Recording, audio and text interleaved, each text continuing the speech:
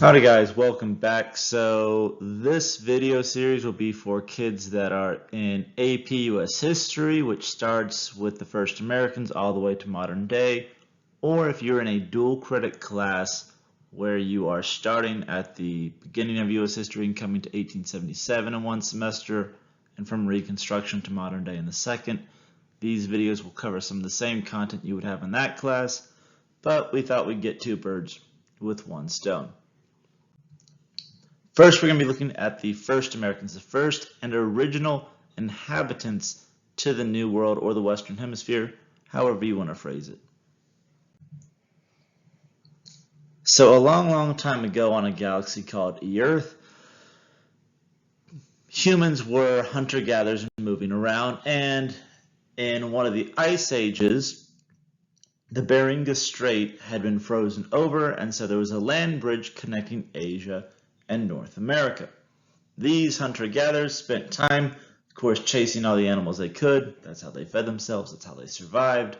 Chasing the woolly mammoths, chasing other creatures, seals, sea life, across the land bridge to follow their food source effectively. Now, Homo sapiens originated in South and Central Africa, and as you can see on the map, migrated to Northern and West Africa. A group went up straight into Europe through the Middle East, one continued into Central Asia, and continuing to follow their food source, right, go all the way through Southeast Asia we have the Polynesians, and a group will go up north, and this is the group which will eventually make it to the New World. Now, as we all know, the Ice Age has ended, and over the course of several thousand years, as the Earth has gotten warmer, you can see that ice bridge, that land bridge between Russia and North America begins to melt into the gap that we have today. Now there's still remnants of this ice age all throughout the world. Most notably, when the glaciers melt, we have the remnants of the Great Lakes, which we will then spend millions of dollars making the canal to connect all of them. But again, these were once frozen over during that ice age. So, around the world we see agricultural revolutions. In world history we had the four main river valley civilizations. You can kind of see it. We have the Mesopotamians, you have the ones on the Huanghe or the Yellow River, you have the Indus, and you had the Nile. We're also going to see agriculture starting to develop in the New World as well. Now what's unique about agriculture, this Neolithic revolution, the agricultural revolution, is that because you are growing your food, you no longer have to move, right? Plants are coming out of the ground, you're harvesting, you can stay in one spot if you have good enough weather for a really long time. You don't need to move. And so people tend to start staying in one location, becoming more sedentary, not nomadic. And there's lots of advantages and disadvantages of this, which I'm sure myself and your teachers will have talked about or will explain in the future. One of them being that when you stay in one spot, people tend to gather items, right? If you've seen the show Hoarders, it's some lady who's lived in the house for 40 years, and she opens up a closet door that's never been opened, and like a cat falls out. But people collect things when they stay in one spot.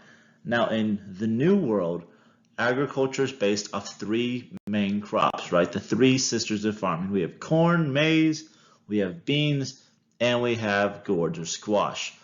Now, these three crops grow in harmony quite well together. The corn and the maize will grow straight up. The squash vines will connect along the corn stalks and the maize stalks, and the beans will act as a bottom feeder, a fertilizer, right, putting nitrogen in the ground, helping all three of these crops grow in harmony. And for the Native Americans, this is great because you can gather several different types of food all in one passing of some plants. Now, because we're sedentary people now, after the revolution, we start amassing items, we start building bigger and bigger structures, population tends to boom, and we see several characteristics of civilization. Urbanization, people tend to cluster in one large location. We see that there are power structures being developed, both political and religious. Again, the larger the group is, the more likely there's going to be a power structure. Because we are now agriculture, not all of us need to spend our time hunting down buffalo, hunting down woolly mammoths, and going to gather berries and other food. We can now send a few people out to go gather those resources, and a few of us can specialize in certain crafts, whether it's woodwork, whether it's tools, whether it's fishing. We can specialize because not everyone has to go out and gather the food. Ben Franklin once famously said the only two things in life that are certain are death and taxes. And so with the agricultural revolution, people will then start paying for protection with food, and it becomes the whole system that we know of today. Now, Native Americans do not always adapt to farming. As we know in North America, there are several different types of climates, right? You have northern Canada, which is mostly frozen over at all times of the year, and they're going to be based off of sea life. On the East Coast, you have large parts of forest, lots of little animals you can go hunt and kill and eat. West Coast, you'll have the same thing, but then you're going to have places like southwestern United States where there's not a lot of water, not a lot of places to grow food. You'll have Central America, or Midwest America should be the better phrasing for it, where people will hunt buffalo, again, following those animals because there's not a lot of growing availability. There's a lot of lack of rain despite modern agriculture and all the marvels that comes with. Now, focusing in South America, Mesoamerica, we're going to take it kind of region by region and work our way through. There are two major empires within this area. The first is going to be the Inca. Now, the Inca are located in Latin America in the mountains of Peru. If you've seen the movie The Emperor's New Groove, right, you've kind of got some pictures of what you think the Inca and their buildings might look like. You have the famous photo of Machu Picchu right here up in the mountains. You can see on the map they continue to expand. Now, what's unique about the Inca is their ability to adapt to their environment. Now, this is an important question. You see it a lot in AP writings. You see it in college writings, how the Native Americans adapted to their environment. For the Inca, that is terrace farming. This serves two purposes. First off, that you can use these steps. They carve, as you can see, steps out of the mountain. You can use them as defense. If Billy wants to attack me and I'm up here in these huts or at the top of the hill, he's got a long way to go. I can throw tons of things at him. I can try and shoot him with arrows, throw spears, and when he gets to the top, he'll be tired and easier to defeat. They also serve a purpose for farming because now you can farm on those stretches of the mountain, right? You've leveled it out. It's easier to gather crops and resources off those stretches. Now, the Inca, despite the fact that they were pretty known well for being warriors, have a huge and extensive trade network throughout Central America, right? The Inca roads will not rival that of the Romans, but modern highways in Latin America usually are built on the ruins of these roads, especially in Peru, and some of these roads are still out there today. Now, the other major empire we're going to look at is going to be the Aztecs. These guys will probably be the most talked about Native Americans on any AP test, and probably within a college class. The Aztecs have a huge role because they're one of the first major tribes Europeans encounter. Now, the Aztecs are quite phenomenal warriors. You can see right here their city of Tenochtitlan in the red modern-day Mexico City, and over the years, through several warriors and several rulers, they have developed an extensive empire through Mexico and Central America. Now, the Aztec have technological advancements as well. They're very known for their astronomy. They have their calendar. You can see it right here. Different months represented by different symbols, kind of similar to that of the Chinese calendar with the years.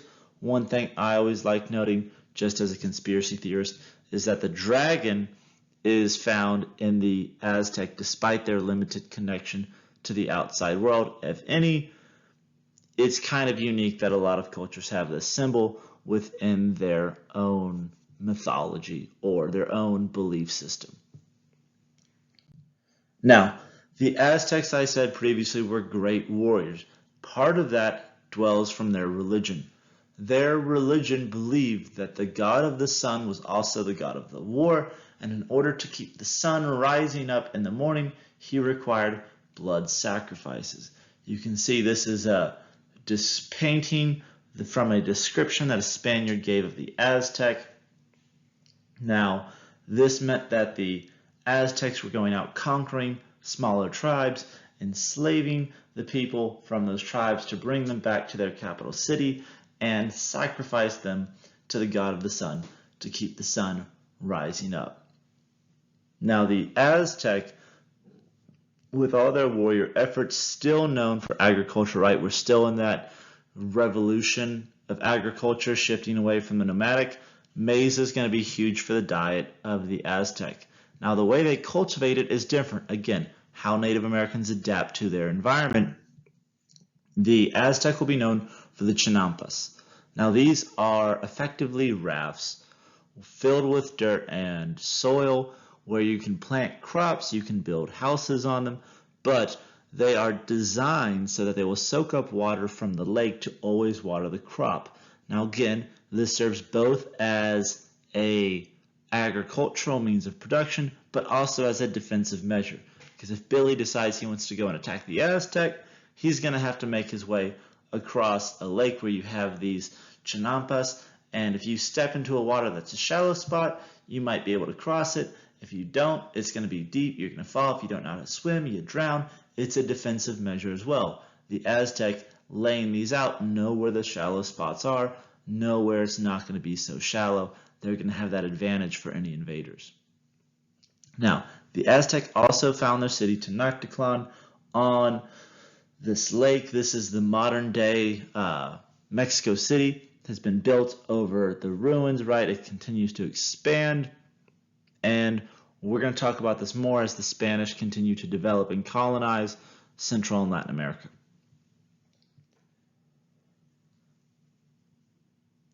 Now, Native Americans in the U.S. have different impacts on culture. For the Native Americans in the Northwest and California, they're not going to play a huge role in colonization, especially early on with the Spanish, with the English, with the French, because they're on the West Coast. They're so far removed. There's not a lot of interaction with them at the very start, but we do know they're going to be known for fishing, for agriculture, much like Native Americans on the East, and the popular symbol that you see in media of the totem pole. This comes out from the Native American tribes of the West Coast and the Northwest, right, where they have their spirits and their deities carved out of trees to pay homage and act as religious symbols and emblems for them.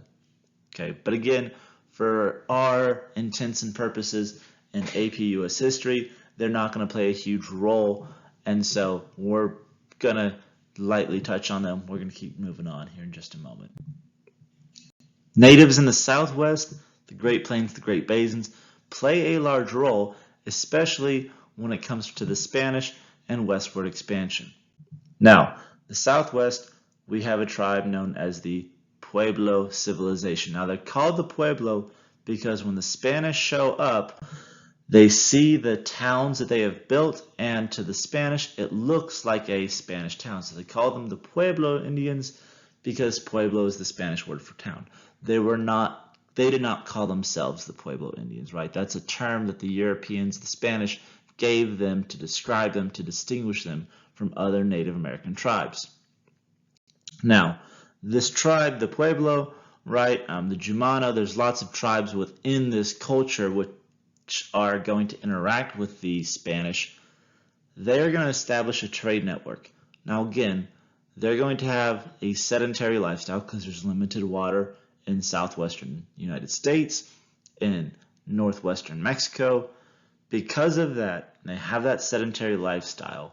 They are going to be easy to establish this trade network because they're going to stay in the same spot, right? In a year, you can go back and you're going to find them in the exact same spot because that's where they built their settlement.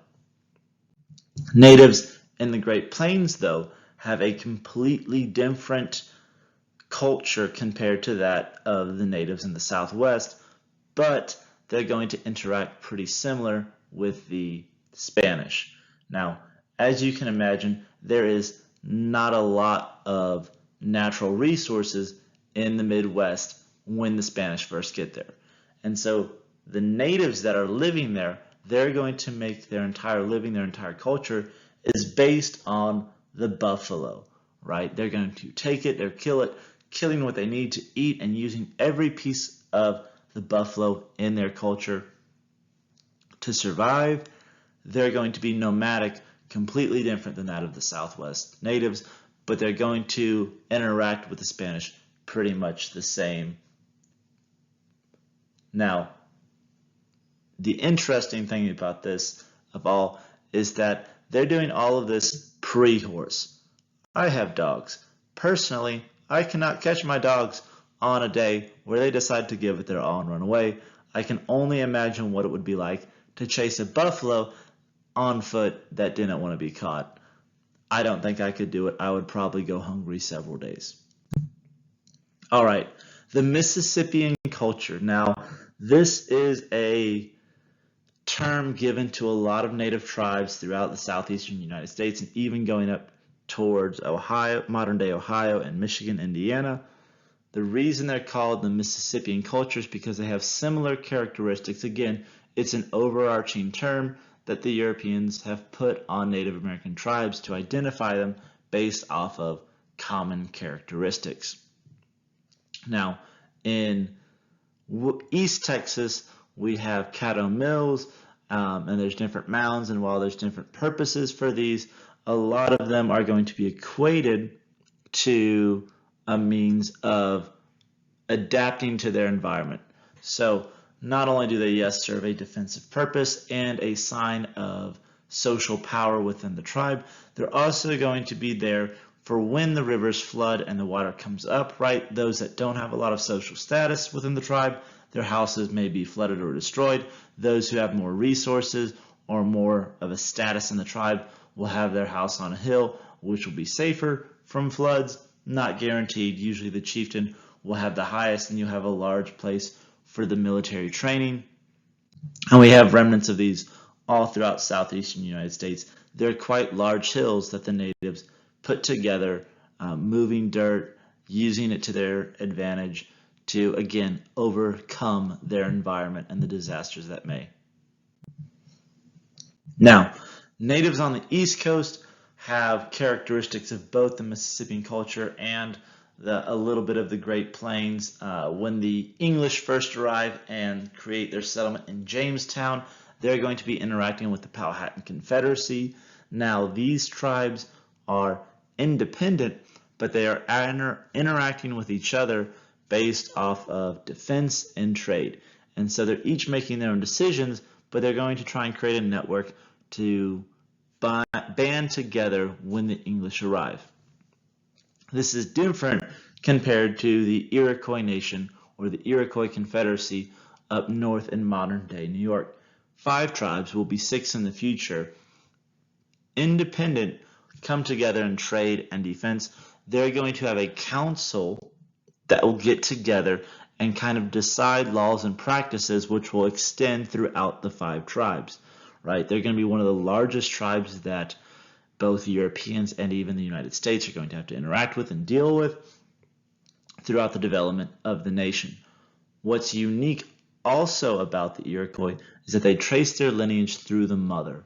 While a lot of European tribes are tracing European nations, European tribes, European kingdoms are tracing lineage through the father, right? And the male is kind of the power head of the family. For the Iroquois, lineage is traced through the mother.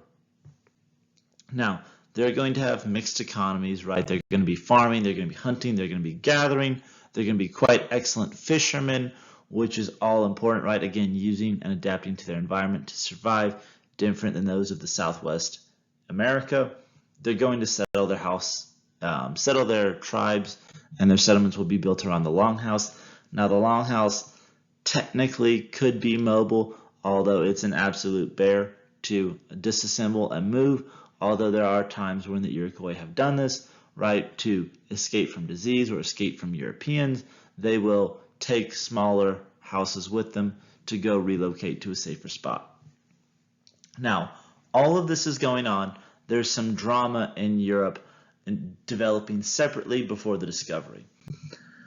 Now, as most Americans think, 1942 Columbus discovered America isn't exactly accurate. We know we have records that the Vikings have made it to the New World. They have settlements in Newfoundland. We know they've made it as far as New York, right?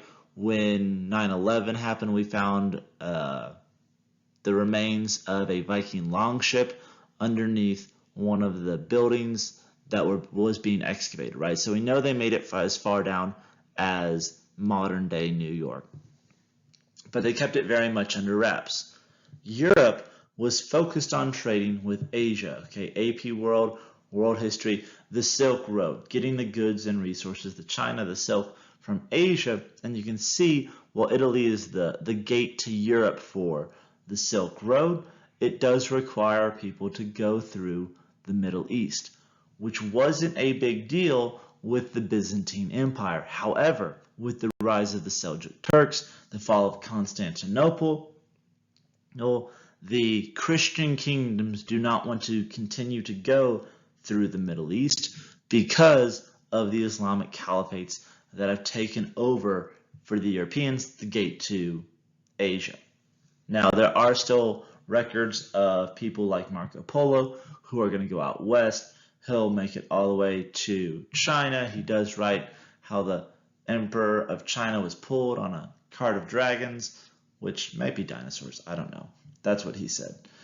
He makes it all the way back. Again, bringing goods. The road is still there, but Europeans don't want to use it because it requires patronage and paying fees to the Islamic caliphates. So, what do the Europeans do? They start looking for alternative ways to Asia. Now, the Spanish and the Portuguese are going to be the two main ones that are going to be funding this exploration. The English, the French kind of catch on later in the game. We're going to talk about them in a separate video. This video, we're just going to talk about the Portuguese and the Spanish. Now, I'm going to cover these two nations separately and their storyline. However, they're going to be happening pretty much simultaneously, but just for the sake of continuity, I'm going to talk about one and then the other. So, the Portuguese are a landlocked nation for the most part if you're talking about expansion, right? They have Spain on three sides. They can't compete militarily with Spain. They don't have the army or the navy to invade Morocco and expand into northern Africa. And so, wanting to still not lose out on the riches of Asia, Henry the Navigator is going to fund and push for advancements in sailings like the caravel ship, right? The sextant, so you can tell your location along the earth. And they're going to start trying to find a way to sail around Africa to Asia. Now, when they are sailing around Africa, they are coming across forts and trading posts that have been set up along the coast from the African tribes as a part of the African slave trade, also known as the gold salt slave trade. Now, it was very common in this time. The Muslim caliphates would go and buy slaves from tribes south of the Sahara Desert and take them north to their own caliphates to serve. Now, the Portuguese are sailing around the coast of Africa, and they're coming along these forts, these settlements that have been set up for the purpose of trading posts with the Islamic caliphates. These forts are going to eventually become known pretty much as slave factories. I'm going to put that in my own quotations here. They are going to be taking slaves from inner tribes, taking them to the coast to be sold either to the caliphates or traders who come down from the north, or to the Portuguese who are going to show up by the sea. Now, slavery in Africa at this time is much different than what it will be in the New World. African slavery at this time is if you are in debt, if you are a prisoner of war or if you're a criminal, if you owe money to someone, you can sell yourself into slavery to pay that debt, or if you're conquered, but it's not a inheritable trait. Now, every culture is different, but for generally the most part, it is not an inheritable trait in Africa at this time, right? So if you have a child and you're a slave, that child is not going to be born into slavery. The Europeans are going to take it and twist it once they get to the New World. Now, the Portuguese, when they start settling in Brazil, they're going to find that sugar grows phenomenally well in Brazil, but sugar is very tedious labor. It's very brutal. There's heat, there's mosquitoes, there's disease.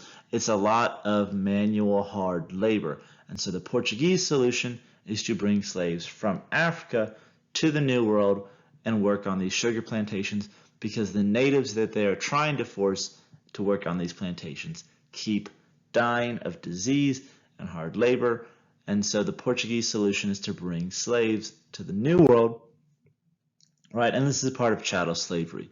This is slaves being purchased by an individual, and wherever that individual go, the slave is going to follow that individual.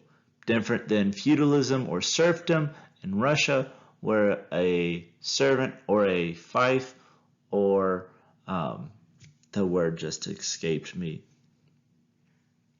where in Russia they're tied to the land.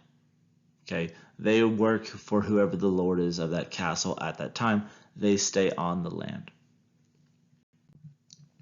Now, as you can see, most of the slaves at this time are being brought into South America to the Portuguese settlements, right? And a large number will be starting to be brought to the Caribbean, to North America, to Mexico, to the coast, northern coast of Latin America. That's from the Spanish when they start exploring and discovering and setting up settlements in the New World. Now, the Portuguese are notoriously brutal for abusing slaves. At this time, we see it in places like Minas Gerais, which the Portuguese, it's a mine, right? They are working these people to death as hard as they can to try and make money for whoever the leader of that settlement, that colony, that mine is. You can see on this map, the Portuguese, while their original intention was to get to Asia, once they start encountering these trading ports, they stop trying to pursue so much of getting to China, and they start pulling and going west into Brazil when they've discovered that. Now, they do have settlements in Portugal, and they do make landfall in Southeast Asia. They make landfall in China and Japan, but for the Portuguese, their biggest profit's going to be exporting slave labor from Africa to Latin America to work on these plantations for the Portuguese. Now, the Spanish, they have a different story at the start. The Spanish are going to have to reunite the Iberian Peninsula, the Spanish Peninsula, and this is done through the Reconquista, right? The group of Christians in the northern mountains begin revolting against the Moorish Empire, and over the course of several hundred years are going to drive the Moorish Empire out of Spain. Now, in 1492, Ferdinand and Isabella believe they have completed the Reconquista, and so they're going to hire this guy, which we've probably all heard about, Christopher Columbus, and hire him to go find a way to China, to India, to make money so they can compete with the Portuguese. Again, they don't want to fight their Christian neighbor. They've just spent hundreds of years driving the Moorish Empire out of Spain. So Columbus knows the world is round. This very common misconception that we thought the earth was flat at this time. We know the world was round. The ancient Greeks figured it out. The Romans figured it out. We knew the world was round. We just didn't really know how big it was. And Columbus, well, we didn't know that there was going to be the Western Hemisphere, land in North and South America. So Columbus's plan was to sail west. As we all know, he arrives in modern-day Hispaniola, modern-day Haiti, Dominican Republic, and starts the saga of Spanish colonization. Now, Shortly after his discovering the New World, right, this creates a flood of people going west. Spain and Portugal are both competing for land, for resources in this time, and so the Pope steps in, and with the Treaty of Tordesillas, he draws a line pretty much right down the globe and says that the Spanish can have everything on the left, Portuguese will have everything on the right. Now, again, we didn't have an exact idea of how big the world was at that time, while the ancient Greeks, again, had figured it out. That knowledge had been lost for quite some time. So the Portuguese end up getting a short end of the stick in the New World. However, they gain more territory in Asia, which is why the Spanish aren't really known for their interactions with China or Japan or India, because the Spanish got more land in North America than the Portuguese. So these three words have probably been drilled into your head since 8th grade if you're here in Texas, right? And that is the 3 G's: God, gold, and glory. Now, while we say it in that order for the Spanish, it probably went gold, God, and glory. Gold being the most important thing, right? The search of wealth, then the spread of Christianity, and then your own personal glory and edification. Maybe it was gold, glory, and God. There are 3 other words I want to introduce you to if you don't know them. There's a tremendous documentary on them, and that is Guns, Germs, and Steel. These are the 3 biggest allies that Spain and the European countries are going to have in their exploration of the New World. Now, this photo on the left is quite common in AP tests, talking about the effects of disease on the Native American population, right? It is a Native American person suffering from smallpox, which will kill more Native Americans than any Spanish war or conflict fighting against tribes in North or South America. The Spanish, also well equipped with their steel armor, are going to be almost impenetrable tanks. Fighting against the natives will be very hard to kill and defeat for any Native American warrior. These impenetrable tanks are going to be led by commanders, right, going through the New World for God, gold, and glory, for riches, their own personal missions, and these individuals will be known as conquistadors.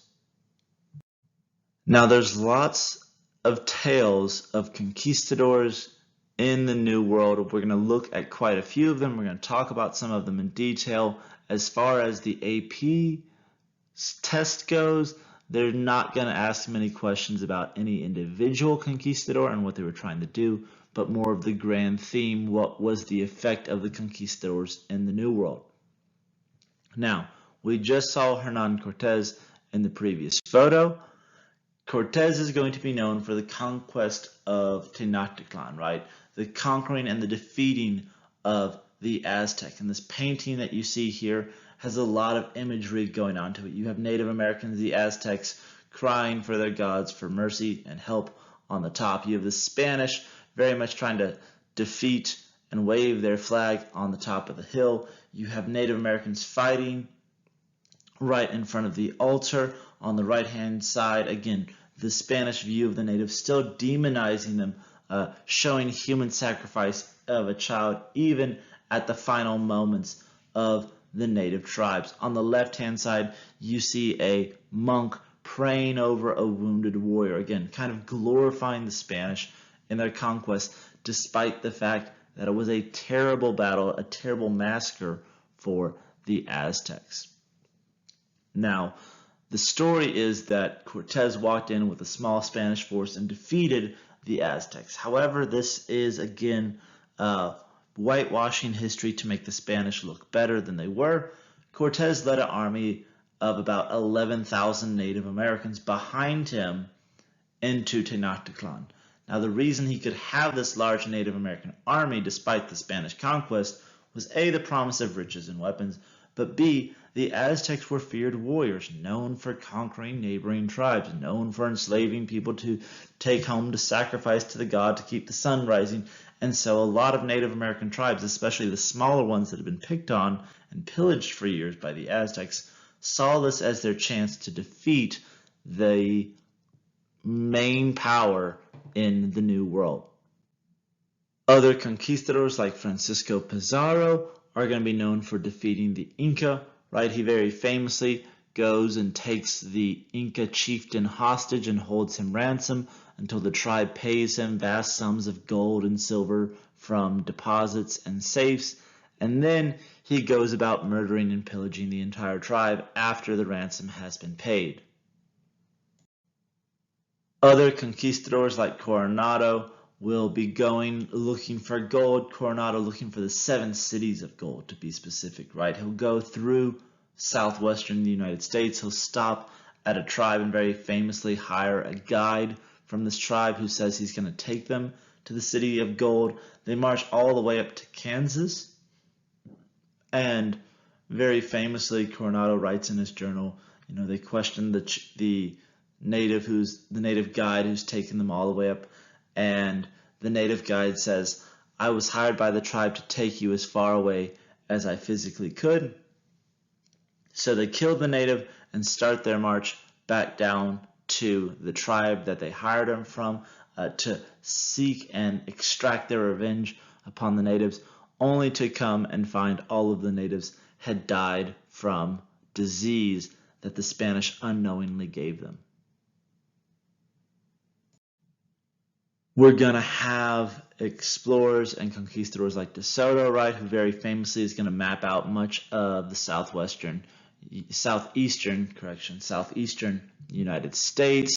We're going to have Juan de Ornata, who's going to go and map out a lot of the Pueblo tribe in New Mexico, very famously fighting the native tribes at the Battle of Acoma. We have conquistadors like Ponce de Leon, who is going and looking for this Fountain of Youth, right? I'm pretty sure that was the plot line of the third Pirates of the Caribbean movie, but you can correct me if I'm wrong. He never found it. Again, we'll see the Spanish conquistadors will eventually set up the first settlement on the mainland in Florida, right? St. Augustine. It's the oldest settlement in North America on the mainland. You had the Spanish all throughout the Caribbean. This is going to be attacked and pillaged by the British quite a few times, famously within the Spanish and the British in that war to depose the Spanish Queen Victoria I, if I recall correctly.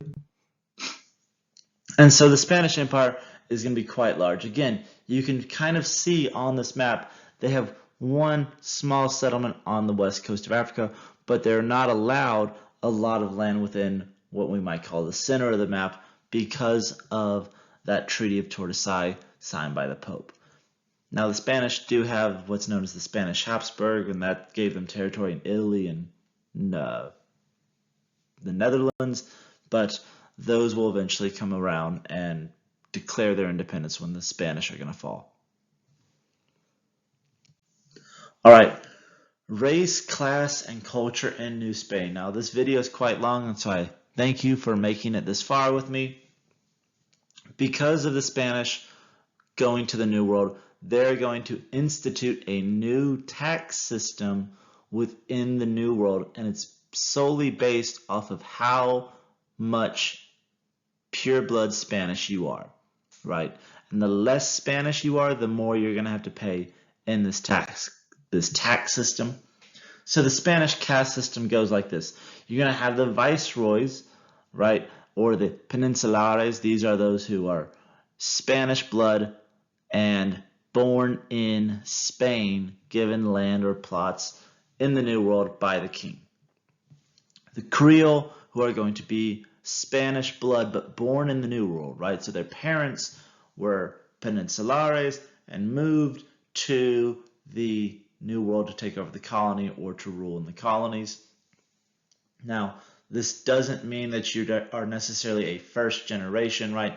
We have Creoles who are going to marry other Creoles, and their children are still Creole, right? They're still full-blooded Spanish. They're just going to be born in the New World. Now the Spanish are going to intermarry with the natives, and this creates a new race of people within that class system, and that is the mestizos, right? A mix of European and indigenous. And below the mestizos in this pyramid, you have the indigenous and you have the African slaves, who are going to be seen as the bottom of the Spanish. So again, just to reiterate, you're going to have the viceroys or the peninsulares, those born in Spain, the rulers of the New World. You're going to have the Creoles, who are the descendants of the peninsulares and viceroys, right? It's full Spanish blood in the New World. You'll have the mestizos, who are half Spanish, half Native American, right? The intermingling. And then you're going to have the indigenous people and African slaves. Now, in order for natives to get a higher status in the Spanish system, right, they had to adopt Catholicism. And this is part of that 3Gs, God, Gold, and Glory. And the Spanish are going to set up missions in order to convert the natives. Now, the Catholic Church has many different views, depending on who you are asking within it, on Native Americans at this time. So, two of the most famous people that are going to have opinions are going to be De las Casas and Sepulveda. They are going to very famously argue their cases for the natives and against the natives in front of the King of Spain to try and justify this caste system. De las Casas is going to argue that the natives are not meant for hard labor, and that a lost soul is no good soul to God. A lost soul is a soul lost to God. And so the focus of the Spanish should be to Christianize the natives over working them in the encomienda system into the labor or on plantations. Sepulveda is going to see them as savages, that they're not equal, that their backwards, heathenistic ways are going to be their downfall, that they are less superior, inferior to that of the Spanish, and not going to be seen as equal even if they convert to Catholicism. It is going to be De las Casas who recommends, because the Spanish are working the natives, that they stop or slow down the forced labor on the natives and start importing slaves from Africa to replace the labor force in the New World. We start seeing that with the spread of disease, but it's De las Casas who's going to try and drive that point home to the King of Spain. Now, the Christianization or the Catholicization of natives is going to be different for different tribes. For many natives, they have many gods and spirits, and so for them, having Jesus or the Trinity is just putting another god in the altar. And we see this specifically with the Pueblo. They have many gods, many spirits that help guide them, and so for them, they are more than welcome to add Jesus onto that list of spirits and gods that will guide them. However, the Catholic priest, Catholicism is a very monotheistic culture. There is one God, and if you have anyone else, you're not really worshiping that God. This is going to come to light with the Pueblo Revolt. Now, the Pueblo Revolt, led by Pope, there's a statue of him here on the slide. He is going to be the leader of this revolt. He was a native raised within the Spanish mission who's going to join forces with other tribes that are rebelling against the Spanish, fighting back against the oppression. Now, what's important to note about this is it's one of the few times the natives are going to win the war against the Spanish to drive the Spanish out. So the Pueblo Revolt, Pope's rebellion, they're going to fight the Spanish. The Spanish will escape their settlement with the skin of their teeth and make their way to San Salta. And the Pueblos see this as a huge victory that they've driven the Spanish out.